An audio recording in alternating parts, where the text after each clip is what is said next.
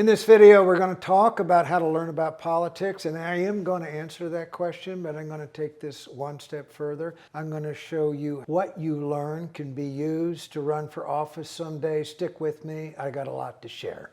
So what are we going to talk about in this video? It's information that you need to know, information that you must know. We're going to talk about the principle of go, do, and join. We're going to talk about how you excel in everything that you do. And we're going to talk about how you take all of these things that we're going to talk about and use it to set yourself up to succeed in a political campaign. Stay with me.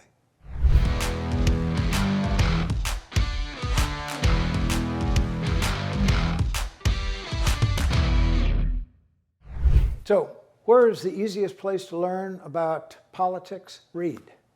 Go online. Read Wikipedia. Read history books. Read newspapers. Read biographies of iconic figures. It is the easiest way in the world to learn any subject. All of that information in this day and age is at your fingertips. It is not hard to find, but if you're truly interested, the first thing you do, just like you did in grade school and middle school, is if you wanted to understand the subject, what'd you do? You read. So that's a starting point. Now, the second place to learn about politics is it's a place where you get the street smarts. All right, and that's the principle of go, do, and join. You know what? If you're really interested in learning about politics, go volunteer for a candidate. Do what you can to help them in their campaign. Go volunteer for a political party and help them with carrying petitions to get signatures or going door to door at election time promoting their candidates. As you do these things, you are going to meet people who could someday help you in a political campaign. But it's the kind of education you get by doing that. You cannot learn that from a book because it's an experience. It's an experience that only you are going to have. Your encounter with Melba at the door as you were trying to hand out literature for a candidate. You out putting up yard signs with a good friend or somebody that becomes a great friend. You handing out literature at a shopping mall. You doing what you're asked to do in a political campaign. Now, one principle of this thing that what I call the go and do and join principle is whatever you volunteer to do, whatever you've been asked to do it to the best of your ability. If people see that you are a person of character who, when asked to do something or when you volunteer to do something, that you do it and do it well, they are going to notice. Now, you want to be noticed as a volunteer, excel in all you do. And pretty soon, you're going to be asked to run for office by somebody. Now, here's the thing. If you've read tons of information, if you went out and you go and you do and you join and you're totally repelled by everything you've read and every experience you've had, chances are you're never going to be a good candidate for office. Chances are you are one of those people who should never run for anything. So go do something else. But what happens when people do what I suggested is sometimes they get bit by a political bug. Once you've been bitten by a political bug, it's like something you can never get rid of. That bug is in your system as long as you live. Now, if you're the kind of person that just loves what you were involved with, who just loves learning new things about politics, I got 3 extra steps that are critically important to you. Before I continue, by the way, I've just finished a new ebook that is free to you. It's called 12 Essential Steps to Prepare for a Political Campaign. And what it is everything in there is something that I've observed from candidates that I worked for through the years. A total of 402 people. Those that won did every single one of these steps, and those who came up short, it was because they didn't do some of them. So that book will put you on the path to victory. Get it, it's free. The link is right underneath this video.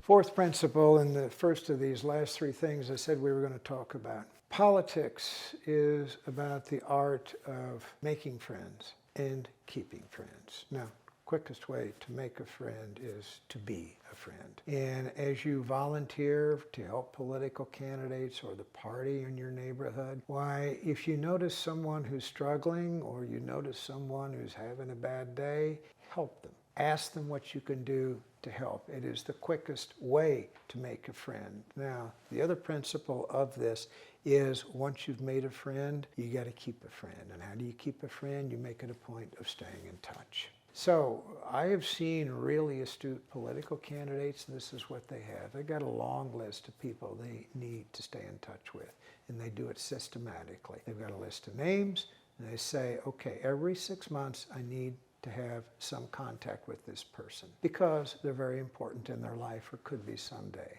It's picking up the phone to have a quick chat and say hi.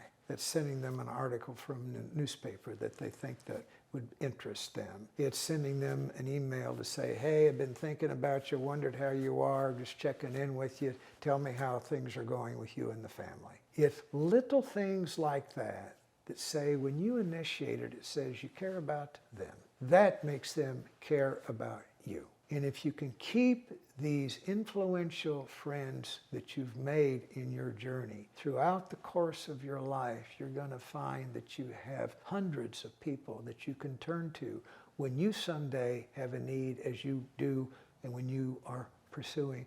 You're going to find that you have lots of people who could be helpful to you if that day comes that you decide that you're going to run for public office. Second thing I'm going to mention here is the importance of learning to speak in public. Having the ability, when called upon with no notice, to walk to a stage, to talk to 100 people in an audience, on a moment's notice with no notes and no script. You're not born with that talent. You have to develop that talent. But the point I'm making about this is through my 40 years of doing this, I have seen so many candidates rise to the top very quickly in politics because of their ability to speak, to inspire, to move an audience, to speak to their emotions, to compel them out of their seats because they gave them hope. It makes you, if you could speak that way, it makes you magnetic. It is the secret sauce of anybody who wants to rise quickly in politics. And I'm going to mention one final thing here as you prepare for a race. Pay attention to what's going on in the world. Pay attention to what you see in your statewide newspaper. Pay attention to what you see in your local newspaper. Someday if you're going to run, you're going to have to tell people why you want the job. Well, if you, over the years, make it a point to read newspapers and stay current on news, you're going to have hundreds of problems on your list of problems that you might want to someday fix. You can't talk about 100 problems in a campaign, but you can talk about the ones that really tickle you. Because someday, when you decide to run, voters are going to ask you why. If you can be conversant about what the problems you're going to fix and how you're going to do it, it puts you one step forward in a political campaign. Don't forget to get that book, The 12 Essential Steps to Prepare for a Political Campaign. Like I said, it's yours and it's free. The link is below this video.